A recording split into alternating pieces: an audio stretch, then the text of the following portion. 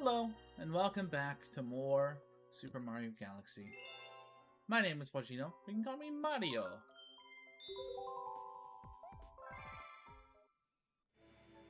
Oh, Welcome back. I knew you would return eventually. Please look down at your feet.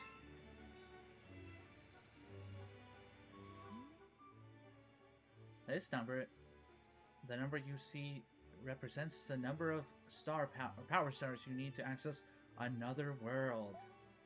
Whether you succeed or fail, just attempting the challenge will show something about your character. So there's still 15, let's see, 1, 2, 3, 4, 5, 6, 7, 8, 9, 10, 11, 12, 13, 14, 15. Yep, 15 levels left.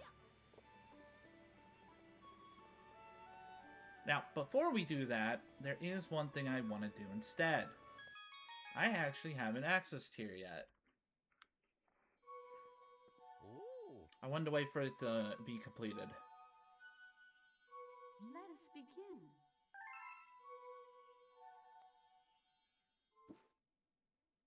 It's story time. Chapter 1, The Celestial Duo. Our story begins a very long time ago, with a young girl. One day, this girl spotted a rusted spaceship holding a small star child. What's your name? Are you lost? The girl asked the star child. I'm Luma, and I'm waiting for Mama. She's coming for me on a comet, said the star child, who had been waiting day and night. Don't worry, I'll wait with you, the little girl promised Luma. At nightfall, the little girl borrowed her father's telescope and peered into the sky. She looked and looked, but she saw nothing. Hours turned into days, and then years. But still, the sky revealed nothing. Finally, the little girl sighed and said to Luma, If we stay here looking much longer, I'll be an old lady soon. But then she had an idea. Why don't we go out there and find your mother ourselves? The girl and the Luma fixed up the rusty spaceship, and then the two set sail into the starry sky. And this is how the search for the Celestial Mother began. Chapter 2, Starbits. Days passed with no sight of the comet, or even a single planet. Instead, asteroids extended for as far as the eye could see. Oh.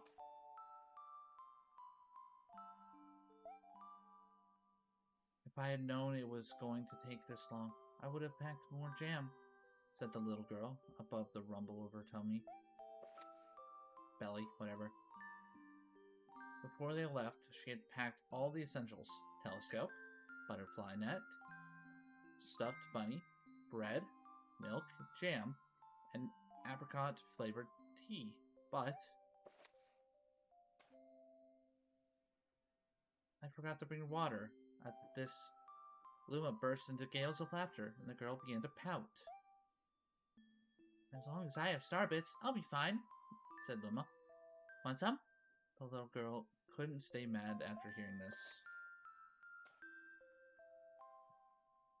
Luma continued to laugh, and the girl couldn't help but join in. Alright, maybe just a nibble. Leaning far out of the ship, the pair began to collect starbits with the girl's net. They almost fell out a few times, but they kept on collecting. The starbits tasted like honey.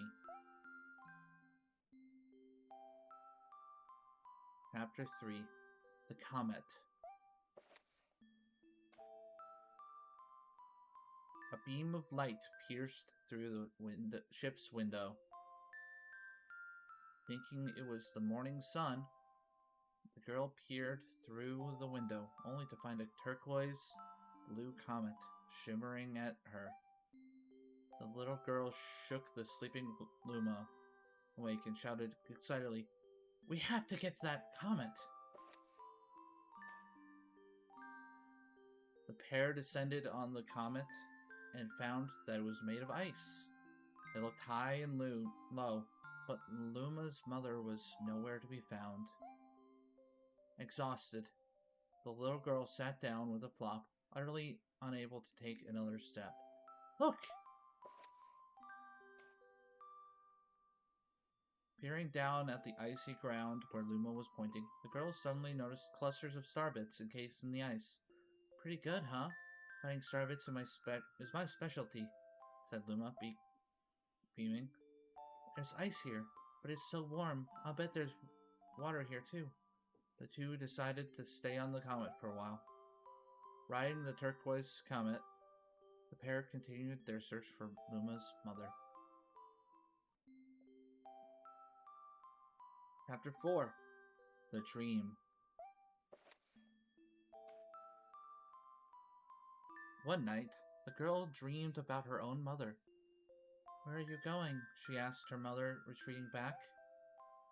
Without turning, her mother replied, "Don't fret, dearest. I'm not going anywhere. I'm always watching over you, like the sun in the day, and the moon in the night." A wave of sadness washed over the girl. "What about when it rains, and I can't see the sun or the moon?" Her mother thought for a moment before responding.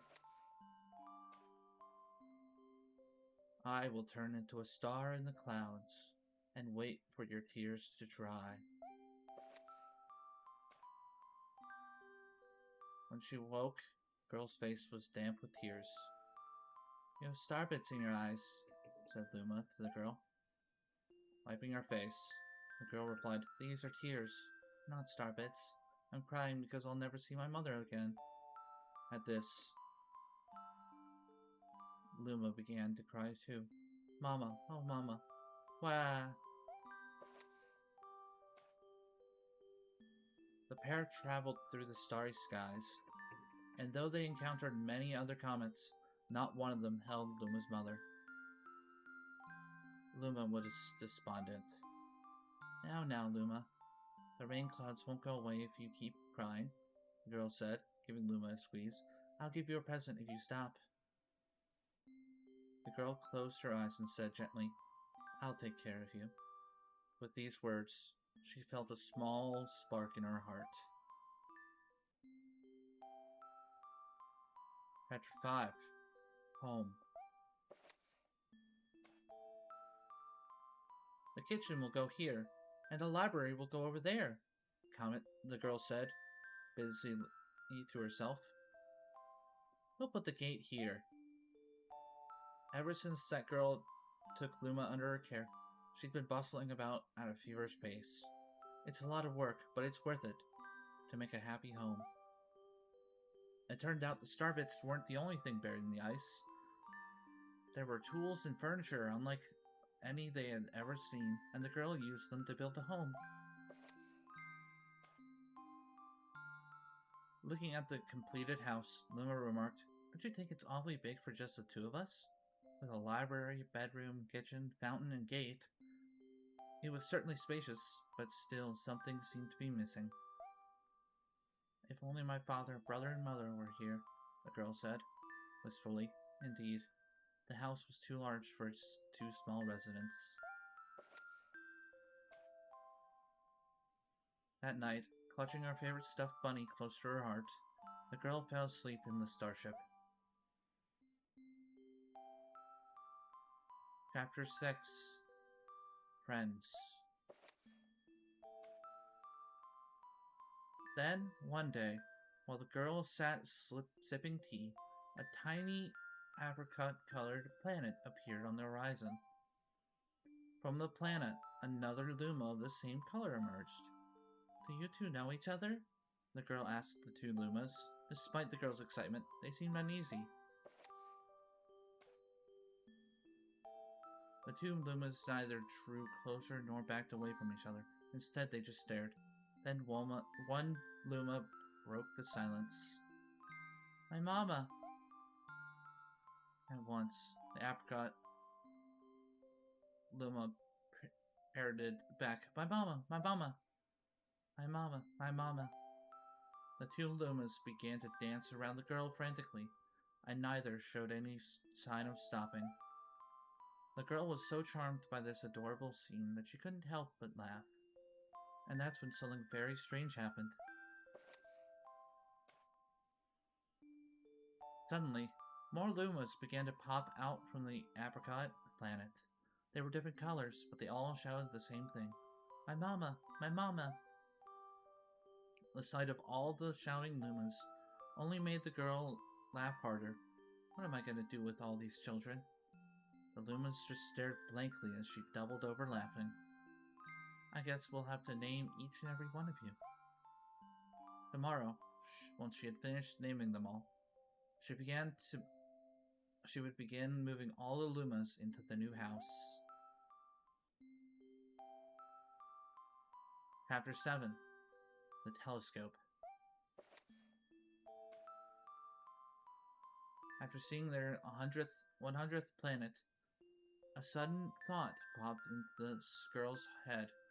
"I wonder if my home planet is still as blue as it was." That's when she remembered her father's telescope.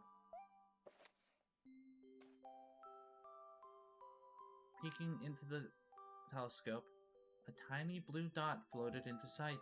It was smaller than a starbit. How strange. It's so far away, but it feels so close. She twisted the knob of the telescope, and the blue dot grew until she could make out a grassy hill dotted with flowers. It seemed very familiar to her. Zooming even closer, a terrace on the hill came into view. I used to go stargazing there when I lived on my home planet.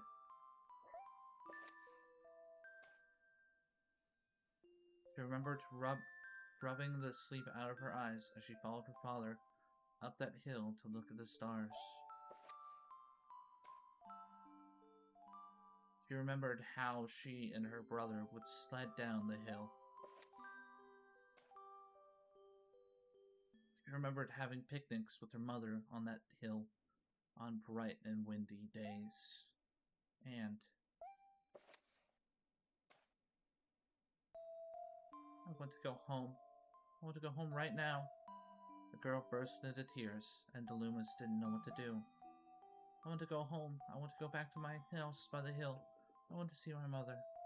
The girl was shouting now, her face wet with tears. "But I know she's not there. I knew all along that she wasn't out there in the sky because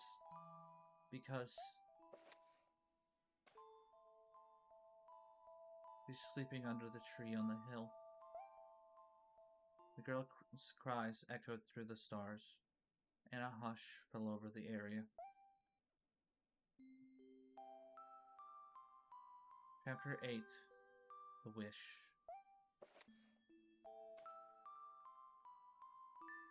Though usually quite cheery, one day the girl became sad again. Luma drew close and tried to comfort her. "Mama, you still have me. And don't be sad about your mama, because she's a part of you. That means she's always close by. It's like me. I love starbits because they remind me of my mama." No, the girl said, unable to stop the tears. A lonely little look flickered across Luma's face, but it was soon replaced by a wide grin. "I have an idea. I will transform into a comet. A soaring comet that can carry you all on this journey."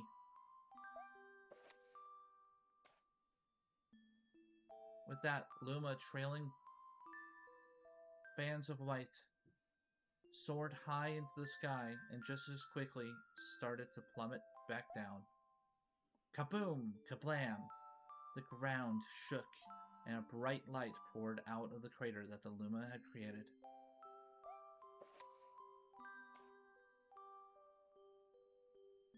The bands of light twisted together to form a comet tail, and then Luma emerged, reborn as a comet.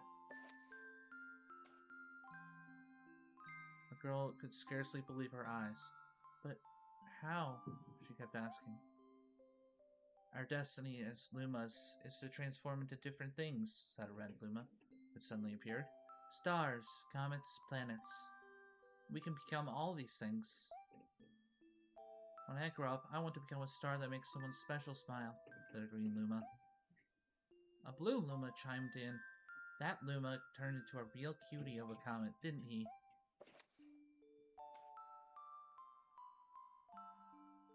All the Lumas together said, No more crying, Mama. Thank you, said the girl in a whisper. And she pulled the Lumas close and hugged them. From that day on, starbits no longer fell from the girl's eyes. The comet set forth for the girl's home planet, its long tail blazing proudly behind it. Final chapter. Family. With its many lumas and telescopes, the comet was quite a sight to behold. The girl and the lumas were proud to call it home. At a welcoming party for a new luma, the girl gathered everyone in the kitchen and said in a louder voice than usual, All right, everyone, let's make a cake. A cake sprinkled with starbits. Then it will be a star cake. The lumas excitedly began to gather the ingredients. As she watched the lumas scurry around, the girl smiled and thought to herself, This is my family now, and I will stay with them until they're ready to leave the nest. And when they do leave, I'll send them off with a smile. Because that's what makes a mother happiest. That night, when the girl lay down to sleep, a soft light enveloped her and reminded her of the blue planet she once called home. But it would be nice to return home once every 100 years to nap in my favorite sleeping nook. The comet carrying the lumas and the girl continued on its journey to this very day.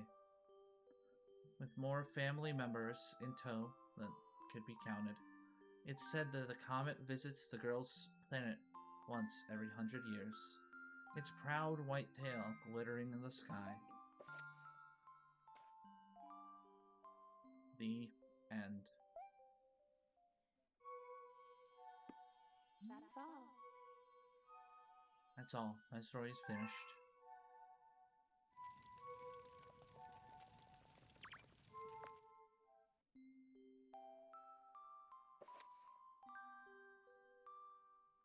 We can go back and read it anytime we want it. Very heartfelt song. It's a really heartfelt story. And it tells us the story of Rosalina, which is really interesting because we don't really get that. The question, so that must mean that the planet where Mario and his friends are from, or the Mushroom Kingdom is where Rosalina is from. You know, hundreds of years ago.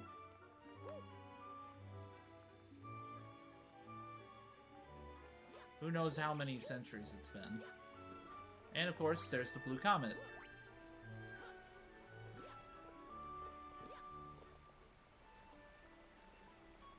What a beautiful story. Well, that is going to be it, though, for this episode. I know, it's not really an action-y episode, but I really wanted to do this once it was completed. I've been waiting to be able to read the story until we've unlocked every chapter.